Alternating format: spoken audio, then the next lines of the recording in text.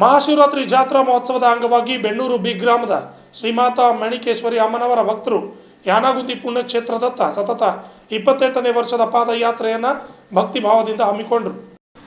ನಡೆದಾಡುವ ದೇವರು ತಾಯಿ ಶ್ರೀ ಮಾತಾ ಮಾಣಿಕೇಶ್ವರಿ ಅಮ್ಮನವರ ಆಸ್ಥಾನ ಯಾನಗುಂದಿಗೆ ತೆರಳುತ್ತಿದ್ದ ಪಾದಯಾತ್ರೆಯ ಭಕ್ತರು ಚಿತ್ತಾಪುರದ ನಾಗವಿ ನಾಡಿನ ನಾಗವಿ ಚೌಕ್ ಮೂಲಕ ಸಾಗುವ ಸಂದರ್ಭದಲ್ಲಿ ಚಿತ್ತಾಪುರ ತಾಲೂಕು ಕೂಲಿ ಸಮಾಜದ ಯುವ ಅಧ್ಯಕ್ಷ ರಾಜೇಶ್ ಹೋಳಿಕಟ್ಟಿ ಅವರು ಭಕ್ತರಿಗೆ ಹಣ್ಣು ಹಂಪಲುಗಳನ್ನು ಹಾಗೂ ಕುಡಿಯುವ ನೀರು ವಿತರಿಸಿ ಮಾನವೀಯತೆ ಮತ್ತು ಸೇವಾ ಮನೋಭಾವನ ಪ್ರದರ್ಶನ ಮಾಡಿದರು. ಈ ಕಾರ್ಯಕ್ರಮದಲ್ಲಿ ದತ್ತು ಶಂಕರ್ ತಳವಾರ್, ಸಾಬಣ್ಣ ಹೋಳಿಕಟ್ಟಿ, ದೇವರಾಜ್ ತಳವಾರ್, ಕರಣ್ ಕುಮಾರ್, ರಾಜೇಶ್ ಬೇನಕನಹಳ್ಳಿ, ಬೆಳ್ಳಪ್ಪ ಇಂಗನಕಲ್, ನಾಗರಾಜ್ ಮೈನಾಳ್ಕರ್, ಮಹಾದೇವ್ ಬನ್ನೂರ್ಕರ್ ಸೇರಿದಂತೆ ಅನೇಕರು ಮತ್ತು ಸಾರ್ವಜನಿಕರು ಹಾಜರಿದ್ದರು.